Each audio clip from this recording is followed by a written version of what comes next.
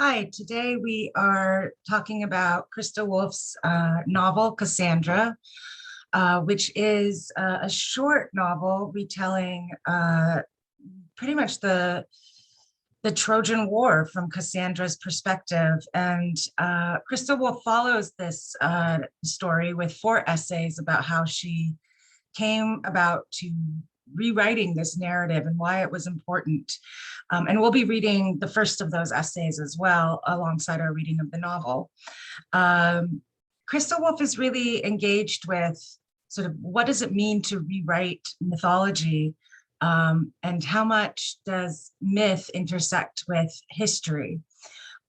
So her inspiration really is taken from multiple source myths and texts for her novel. Primarily, she is engaging with the Iliad, right? The narrative about the Trojan War, at least the last year of the war.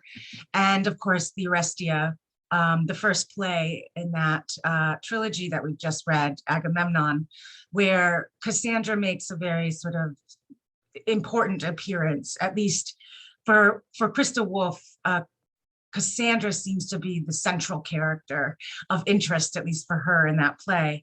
And of course, she's also drawing from secondary sources as well, or secondary to these primary texts that she's looking at. She's also drawing from the Odyssey, the play, The Trojan Women, which is about the aftermath of the Trojan War for the women of Troy, who are then sort of sold off or auctioned off as prizes of war, as slaves, as we know that Cassandra shows up as Agamemnon's sort of prize that he brings home from Troy. And of course, the Aeneid, which is Virgil's retelling of the aftermath of the Trojan War through the point of view of Aeneas and his founding of Rome. So these are all sort of texts that she draws on. But of course, her primary inspiration was Cassandra's appearance in the Agamemnon. And from there, there's a lot of different characters, of course, that aren't just in the Orestia, but are sort of taken from the Trojan War saga. And almost all of these characters in her novel appear in one way or another in the Iliad, except there's a couple that she has sort of created herself and mythologized. But of course, the primary characters that are coming from the Iliad is, the House of Priam, Priam being the king of Troy. And, the novel is told through Cassandra's perspective, really just retelling her life, right? And we sort of, and what it's, and her family's life, preceding and during the Trojan War. And so some main characters that are sort of within her intimate circle are Hecuba and Polyxena, her mother and sister, of course, her father, Priam, and then her brothers who are sort of central to the Iliad, Hector, the great sort of warrior of Troy, Troilus, and Paris, her brothers, Paris, her long lost brother, who is in fact blamed for the war because he, of course, abducted Helen of Sparta. And then Andromache, who is her sister-in-law and the wife of Hector. And the Greek men and leaders and Greek women are, of course, all sort of based on mythological characters. Agamemnon, who we're familiar with, is the leader of the Greeks, and his brother Menelaus. And of course, Odysseus and Achilles and Ajax. And the Greek women, Helen of Sparta, who of course then becomes Helen of Troy, and Clytemnestra and Iphigenia. And then we get into more of a kind of fictionalized characters other than Aeneas and Chryses, who are part of the sort of, they weren't related to the House of Priam, but they are kind of Trojan royalty at the court. And Calchas is a figure from the Iliad, as well as the whole tale about Iphigenia. Calchas is the sort of prophet or priest who tells Agamemnon he must sacrifice his daughter. for favorable winds to sail to Troy. But these other characters like Marpessa, Arisbe, they are fictional characters that Cassandra injects into the narrative. Marpessa being sort of Cassandra's own sort of servant, or a woman who sort of serves her. These are more sort of lower classes. Briseis and Oenone, I can never say her name right, are also in the Trojan War saga. Briseis, who is the daughter of Calchas and is taken captive by Achilles, and Achilles and Agamemnon fight over Briseis. And which is sort of the spark of the beginning of the Iliad, when Achilles refuses to fight because Agamemnon has taken, Briseis as his own sort of war prize. And Oenone is the abandoned sort of wife of Paris. Paris abandons her for Helle of Sparta. And Panthus, Eumelos, and Andron are all fictionalized characters by Woolf, who all sort of have interactions with Cassandra and the dynamics of both the court and, of course, through her own priestesshood, her own calling as a priestess of Apollo. And so I know it can be probably hard to keep track of all these characters. Of course, if you're already familiar with the Trojan War saga, many of them will be familiar to you. If you're not familiar with the Iliad and its cast of characters, that's okay too, because these are all sort of narrated through Cassandra's relationships with them and her interactions. And so you can read the story, on its own, even if you're not familiar with the Iliad as much as others might be. So let's get into some of the sort of context for this novel. First of all, Christa Wolf, right, was a German writer. She's often viewed as an incredibly controversial figure because of her politics. And those politics, though, were wrapped up in the history of her own country, Germany, right? She was a teenager during World War II.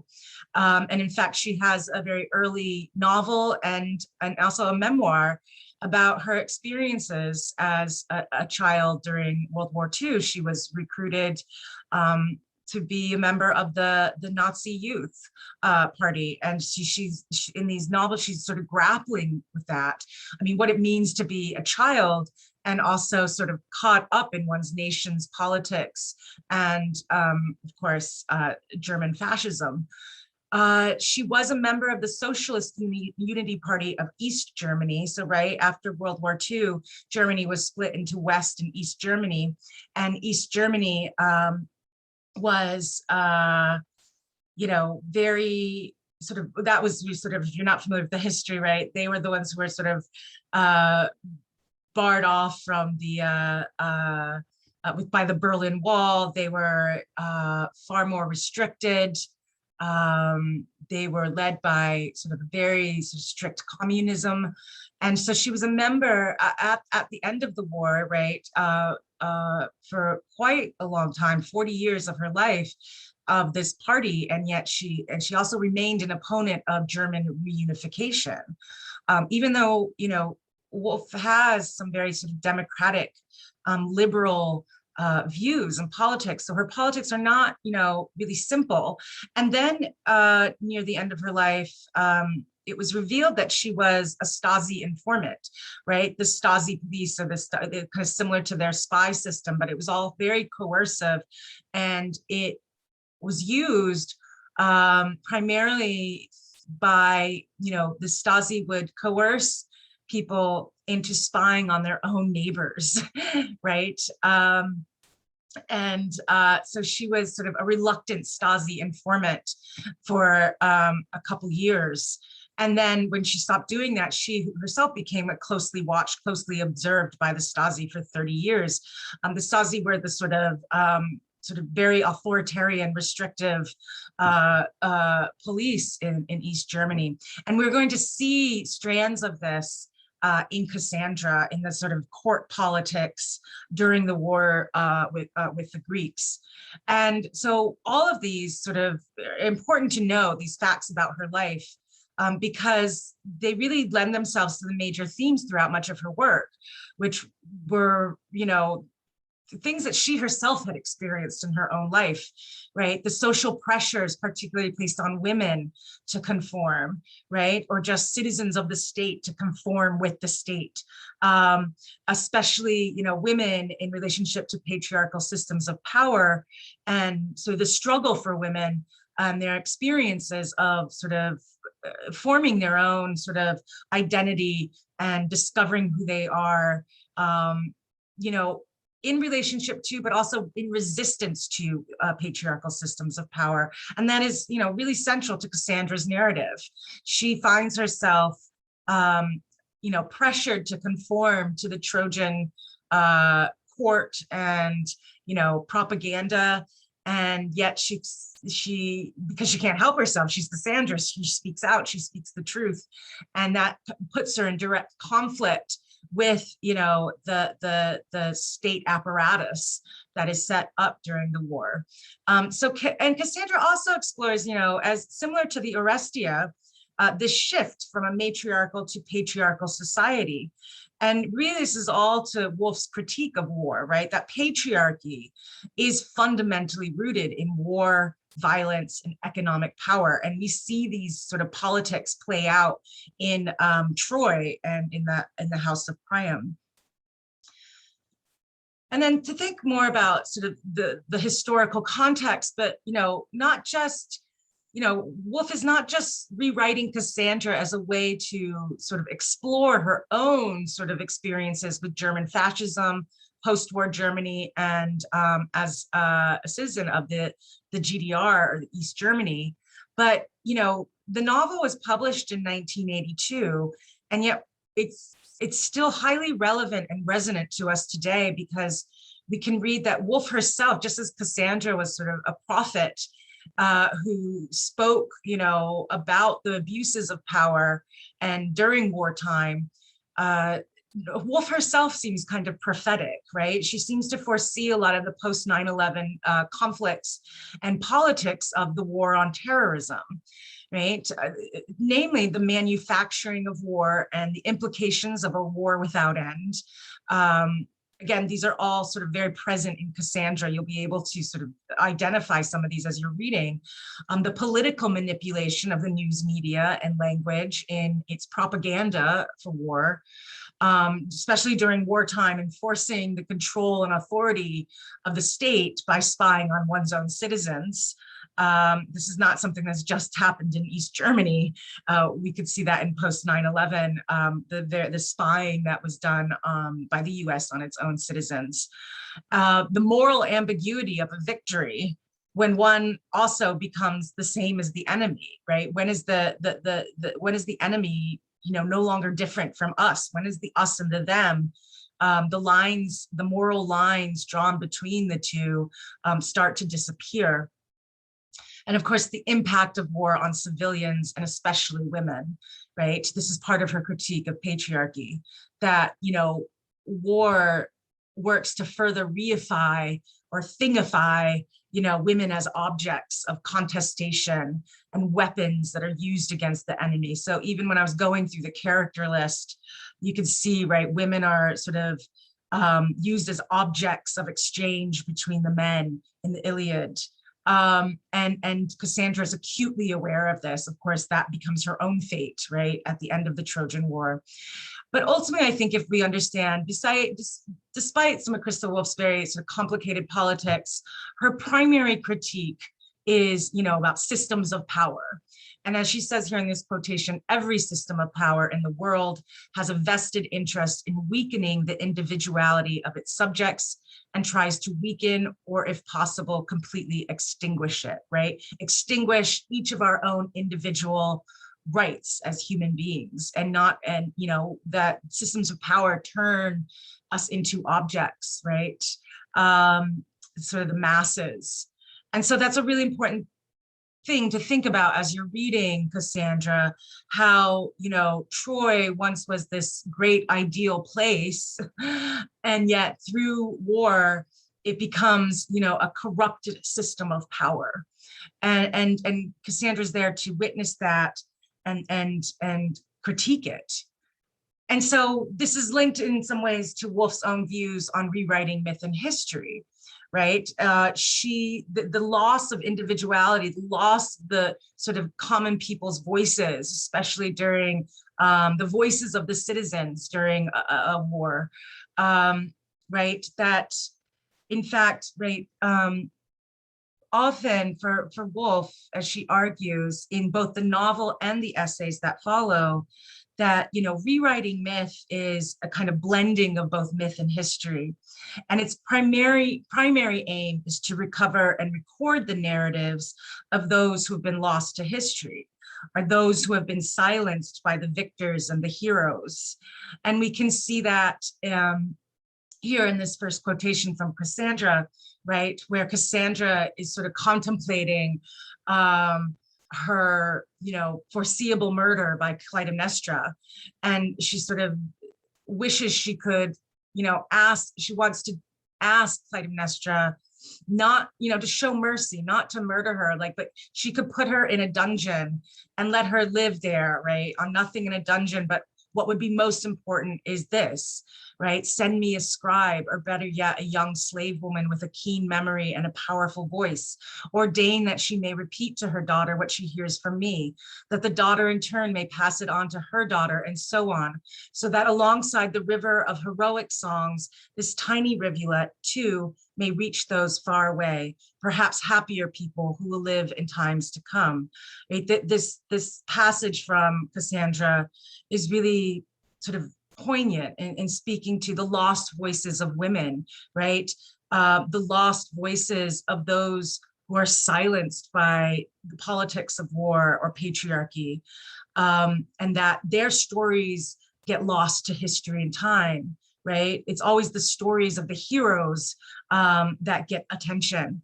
And she wants the voices of the smaller people, right, who are erased by politics and history. And she also thinks that, you know, the stories that are told, of course, you know, and it's a cliche at this point, right, that the history is always told by the victor, right? And the stories of real people's lives during war get lost, right? So she wants to tell the alternative stories of everyday life and emotions as a form of resistance to the national narratives that memorialize and mythologize, that turn real people into monuments or living statues, right? As she says, no one will ever learn these all-important things about us. The scribes' tablets baked in the flames of Troy transmit the palace accounts, the records of grain, urns, weapons, prisoners. But what's missing here, right, is there are no signs for pain, happiness, love. That seems to me an extreme misfortune, right? That how can we learn from history if all we have are these dry sort of records that don't really speak to the emotions and lived experiences of suffering, right? This only leads to more suffering and more misfortune. And Woolf throughout with Cassandra's this really powerful figure to think about what does it mean to speak, right? And what does it mean to remain silent? And that too is linked to sort of Woolf's own sort of views of like creating kind of feminist mythologies, right? For Woolf, it is absolutely important for women to rewrite myth, especially if women have been rewritten out of myth or history, right? To provide a different history, a history that's been silenced, right? As she says in one of the essays, Cassandra is one of the first women figures handed down to us whose fate prefigures what was to be the fate of women for 3,000 years, to be turned into an object. And of course, she's referencing sort of Cassandra as she appears in the Orestia as a sort of object of war, right? Just this reduced to being a slave and kind of symbol of Agamemnon's glory and victory. And so she's really engaged, right, in focusing on challenging patriarchy's objectification of women and how this itself might construct a women's writing as a form of resistance, right? And yet at the same time, this novel is very concerned with also sort of what would a utopia, like a feminist utopia, look like? And she thinks that this sort of women's writing as a form of resistance, or even using one's voice to speak or remain silent, is perhaps an entirely utopian endeavor, right? As she asks again in one of the essays, is it realistic to try to neutralize the hierarchical male reality principle, or is it, though necessary, an unrealistic endeavor? Right. And I think she's speaking to sort of the history of feminism itself. Like women have been, as we've seen, particularly in 20th and 21st centuries, women speaking out, speaking up. But does this really change anything? Right. And she says, no, it probably doesn't. We see that it doesn't. These things continue to happen, right? Like violence against women, the taking away of women's rights, including most recently their reproductive rights in Texas. Excuse me.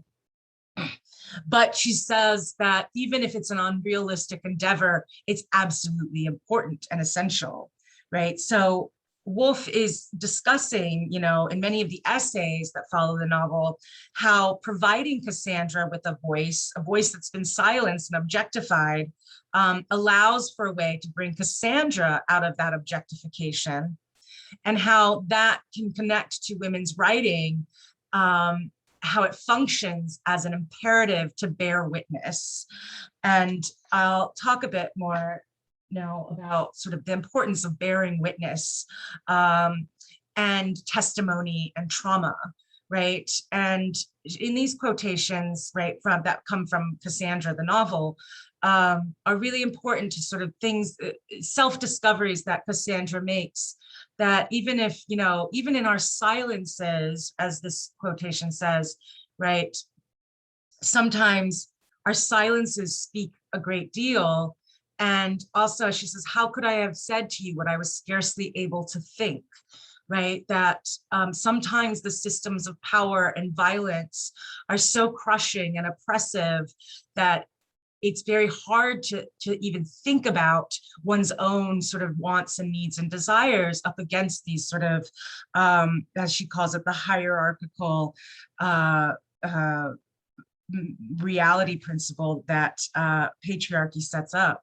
But also she speaks the importance of bearing witness, right? Especially through suffering and trauma. And she says the pain will remind us of each other. When we meet later, if there is a later, we will recognize each other by it. And that sounds like a really bleak thing, but she says, like, through our own shared suffering and trauma, we will be able to form a kind of community, and a community that bears witness and resists the forces that try to silence us and destroy us, as Cassandra grapples with throughout the narrative. And so in thinking about, you know, witness, testimony, and trauma, you know, Cassandra's own narrative is about the trauma of survival, right? The trauma of surviving not just sort of patriarchal violence, but really on a larger scale, after watching and experiencing the devastation of her people and her home, right? And she's witnessing this, not just in the aftermath, but she's losing, she sees through this machinery of war and this long drawn out war, the ways in which Troy itself no longer becomes recognizable as home, right? And yet Cassandra is repeatedly silenced, at one point imprisoned for speaking out, and yet she persists, right? She's a really notable mythological figure, at least for Woolf, as Cassandra says in the novel, right? I will continue a witness, even if there is no longer one single human being left to demand my testimony, right? That telling the story supersedes everything else, right? Being a witness to history, being a witness to this, and calling out and calling attention, and exposing the kind of the violence and the alienation of what happens during wartime and its aftermath, right? The experience of exile, of being refugees, of no longer having one's home. And as she says, right, now that Troy no longer exists, I am one again, a Trojan woman. And it's this sort of paradox, this irony, right? That I've lost home, but now I am at most at any time in my life, truly a Trojan woman, right? And nothing more than that, right? In a sense, like her identity is solidified after the war, right? When she becomes a slave and she's a foreigner in Greece. And now she's only identified as a Trojan woman, as a prisoner of war. And she says, to whom can I tell that? Whom can I sort of share this discovery, because she's become so isolated now that she's a slave. There are no other Trojan women, she has no other community when she is sort of taken from Troy to Greece, right, by Agamemnon. And so, right, this also speaks to, and it's really important if we're thinking about trauma, right? Trauma, and Cassandra is a kind of story about trauma, right? The text is concerned with what is called the collapse of witness. Trauma is an experience that is hard to process. It is one where we are both constantly witnessing the pain and the suffering, and yet also struggling with ways to tell our story of trauma, right? And this is really rooted in sort of Freudian readings of trauma, right? Where central to trauma is the fact that, say, like the person gets away, meaning the person has survived some horrific, violence or accident, and that the survival itself is traumatic, right? It's hard to process why and how one survived this traumatic event. And so it becomes a crisis of survival, an impossible saying, right? Witnessing, in a sense, via narrative, only through, in Freudian sort of psychoanalysis and views of trauma, right? We can only witness our trauma through telling the story of our trauma. And yet the very trauma itself can silence us. And so there's this real conflict or tension, especially in Cassandra's traumatic narrative, between sight, witnessing, and voice, narrative, right? And her own narrative is about this trauma of survival. And witnessing, as she said, right, is really linked to this ethical imperative, right? Right, it's an ethical response, right, that involves these very important things that allow for, if not healing, but a way of working through the trauma, right? That it's important to listen to the other and her history of trauma, to hear what is not said, what is unsayable, right? Representing the unrepresentable, all right? Trauma sort of presents this conflict of being able to say what has happened, because what has happened as a traumatic event is so divorced from sort of reality and coping with reality. And so it's really about establishing an ethical relation to the past and the history of silenced others. So not only does Woolf see this rewriting of Cassandra as this sort of way of providing a history to a woman, right, who is silenced, if not just by mythology, but by history, but also listening to what Cassandra, the character, has to say to Woolf, the author, and then by extension to us, the readers, right? In one of the essays, Woolf takes very seriously when she asks, who was Cassandra before anyone wrote about her? And in that sense, she's taking, as a given that Cassandra was a real woman who lived during the Trojan War, right? She takes her historical reality as fact, right? She's not just a myth, she's a real woman. And who was she before she became mythologized? Who was she before she got written into the Iliad, right? This is sort of the serious ethical stance that Woolf takes in retelling Cassandra's story. And so that links too, as well, to the tensions in the novel between official histories versus private narratives of trauma, right? That, the official history is typically told by not just the victors, but the perpetrators of violence and trauma, and then the private narratives of the victims, right? That get silenced, that get shut away. And so according to Kathy Carruth, who does a lot of work on trauma studies, right, it becomes this conflict between like the truth of an event versus the truth of its incomprehensibility, right? So history tells the truth of an event, what happened.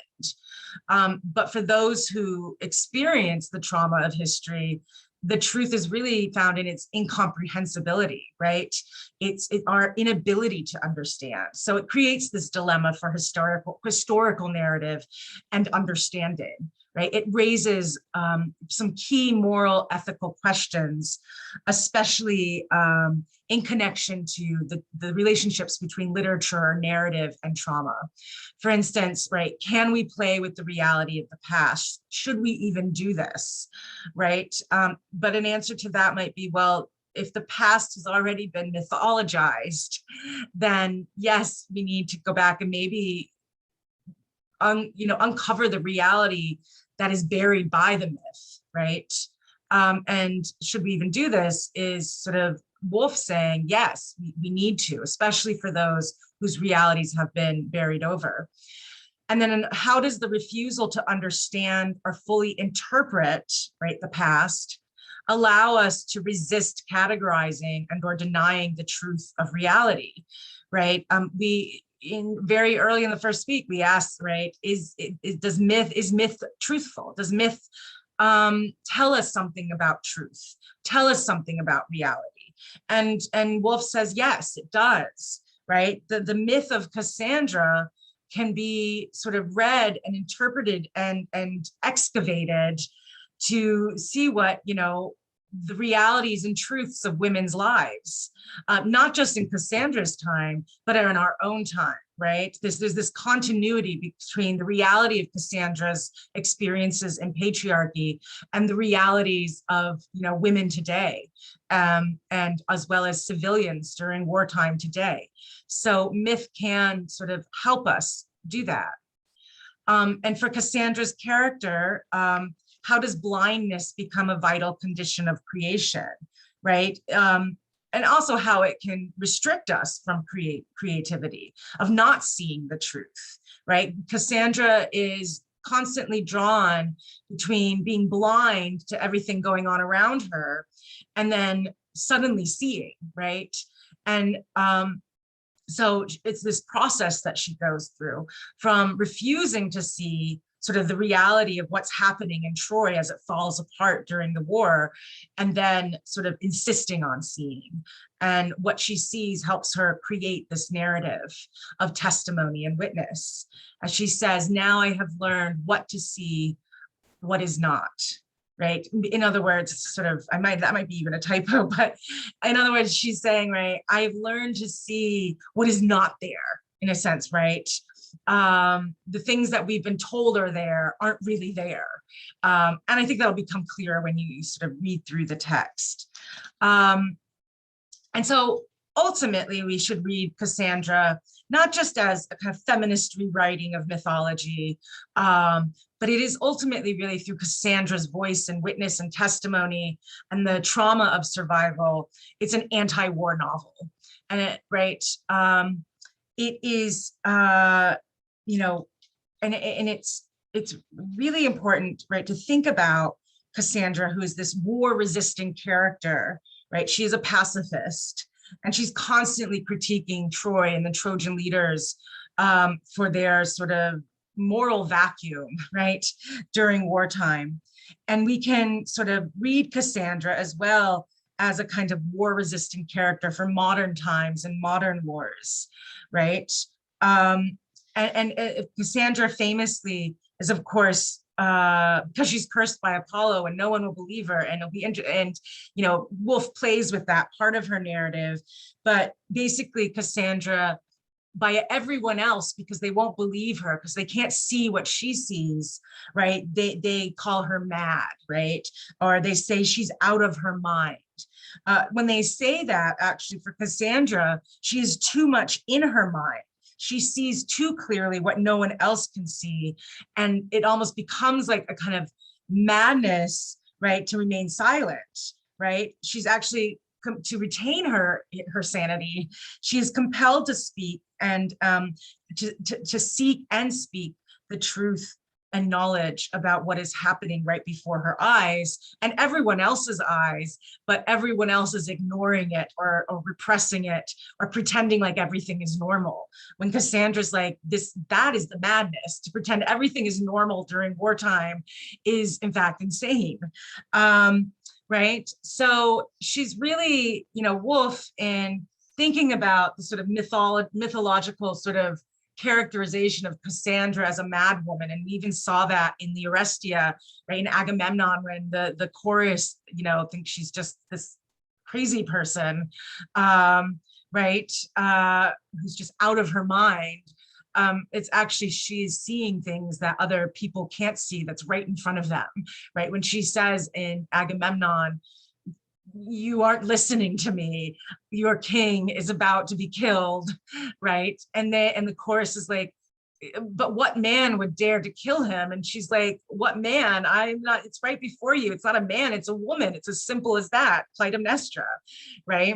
So that's another instance that we saw in the Orestia. But in Woolf's retelling of Cassandra as an anti-war novel, right, she's really engaged with, Woolf at the time of writing Cassandra was also very much sort of a pacifist when it came, like many of you are probably too young to have lived through this, but sort of the height of the Cold War, right? And the sort of, she was very much for nuclear disarmament, right? And so for her, she sees her own, I guess in a sense, she sees herself as a Cassandra figure, right?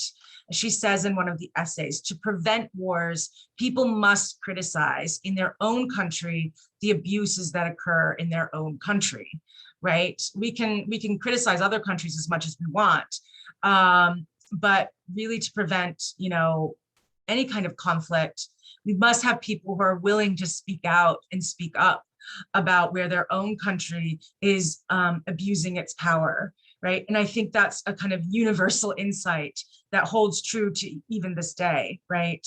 This is not just about the Cold War. She's really talking about wars in general. And I know that a student asked, in one of our discussions, like, why are the Greeks so obsessed with the Trojan War? And I think I answered, well, the Trojan War acts as a kind of universal archetype for war, right?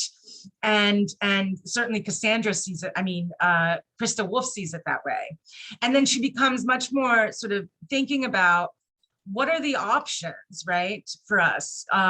Is there an option outside of war, right? As she says in Cassandra, between killing and dying, there's a third way, live, right? Yet she asks, how can you teach younger people the techniques of living without alternatives and yet living? And I think this is still even resonant today when we're seeing, so many young people are, dealing with the multiple crises of a pandemic, of a kind of, extreme politics, as well as a climate crisis that's becoming, more and more of a reality. Because she does believe, like, younger people need to have an option, right, to sort of have a hope towards living. And yet, how can you do that if they're not given other alternatives beyond, killing and dying? So Woolf, through Cassandra, insists on our need to find a different way of asking questions and to recognize that there's no such thing as an armed peace, right? Which the Cold War sort of claimed it was. And as she says, through Cassandra's voice, in the middle of a war, you think of nothing but how it will end and put off living, right? So even in wartime does not really allow for a full life. When large numbers of people do that, it creates a vacuum within us, which the war flows in to fill. What I regret more than anything is that in the beginning, this is Cassandra speaking, I too gave into the feeling that for now I was only living provisionally, that true reality still lay ahead of me. I let life pass me by. And I find that a really resonant quotation, not just thinking wartime, but thinking of what it's like to live through a pandemic when all of us feel like our lives have been put on hold, right? And then we can't live fully. And for Cassandra and for Christa Wolf, many of us naturally enough give into that so easily. And we need to resist that, right? We need to stop, letting life pass us by. We need to stop, not speaking up or not living as fully as we can, even within the constraints that, reality places on us. And so as you're reading further, and I'm wrapping up this lecture, the questions to think about as you're reading, right, are really these are prompts that I want you to think about. And it should help you in sort of grappling through with sort of the very sort of heavy sort of philosophical themes that Cassandra is exploring, right? So how does Christa Wolf show the connection between the violent manufacturing of war and women's roles, responsibilities, and rights in a patriarchal society? What alternatives to patriarchy are we given in the novel? So, right, Wolf isn't just trying to criticize patriarchy, but she tries to show, even if it's utopian, but a utopian alternative, what an alternative to living and life might be like beyond or outside of patriarchy. And, we have to think, to what extent are these alternatives shown to be effective counter narratives, right, to the dominant discourses of war and violence within Cassandra's society and as well our own, right? And lastly, what does Cassandra mean? This is not giving anything away, but her final words are, "I cannot love a hero." And so we have to think, what does she mean by this? How are these words, victor, victory, hero, both valorized and or critiqued throughout this novel? Right? And lastly, of course, to what extent does Cassandra succeed as an anti-war novel? And those are also the big questions to think about. But as I leave you to begin reading, I just want to sort of briefly help guide you through the opening pages and the structure of the novella, because I think it might it often can present students with a little difficulty, right? The opening passage, just between the first paragraph and the second, can be a bit disorientating, right? But it's describing a movement from the author's voice, Christa Wolf's voice, into Cassandra's voice. So at the beginning of the novel, the I is not Cassandra, it is Christa Wolf. And it is Christa Wolf, when she took this, she got special permission, because for people living in East Germany, your travel was really restricted, and she got, special permission to travel to Greece, where her ideas for this story really rooted and began to take shape. And she visited the ruins of Mycenae, and the novel opens, with Christa Wolf standing here in front of the Lion Gate, the entrance into the citadel of Mycenae, right, which I've shown you previously, and where sort of the Orestia is also set, right? And as in the Agamemnon, we are introduced to Cassandra, as Christa Wolf is imagining, as she stands here, in her own time, watching the light play, before entering into these ruins, she kind of is shifting from her own perspective all the way back, probably 3,000 years, imagining who this very real woman might have been, taken as a slave, entering into this city, knowing she is about to die, right? So that is really sort of how to understand the sort of first paragraph and its shift into Cassandra's voice. And ultimately what Wolf's doing is establishing a connection, right, between the past, present, and future. Our own, not just Christa Wolf's present, but also ours and Cassandra's, so that time is connected here, and we are not sort of separated by 3,000 years from this woman whose historical reality Christa Wolf takes very seriously. And she's trying to create, for us, the readers, and for herself as the writer, a sympathetic relationship to Cassandra. Right. And then, of course, I think the other thing, the structure of the novel might throw students off a bit, and it'll take a bit of getting used to, right? There are no chapter breaks. The story is not chronological. It's non-linear, right? And it's because it is all sort of Cassandra, telling her story as she's about going to die. So, right, it's really reflects the construction of a narrative memory, right? The narrative begins with Cassandra entering Mycenae. And then the whole story is a kind of back and forth, and it's not a chronological retelling of the Iliad or Cassandra's life. It sort of interweaves various memories from different times and interactions. And Woolf asks, you know, her reason for doing this, because that's how our memories work. Our memories are not linear, right? And so she says, why should the brain be able to retain a linear narrative better than a narrative network, given that the brain itself is often compared with a network? So if it helps as you're reading, think about the narrative structure as a kind of network of memories, and memories that play off, Cassandra's memories that play off of each other and sort of have different associations and different sort of directions that this network of memories takes. And then we have to think about like this choice of structure, this nonlinear structure.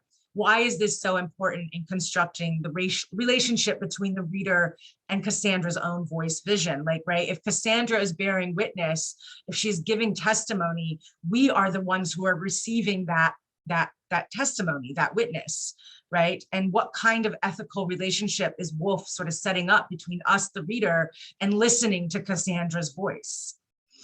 And, you know, lastly, what does Cassandra's voice symbolize or represent?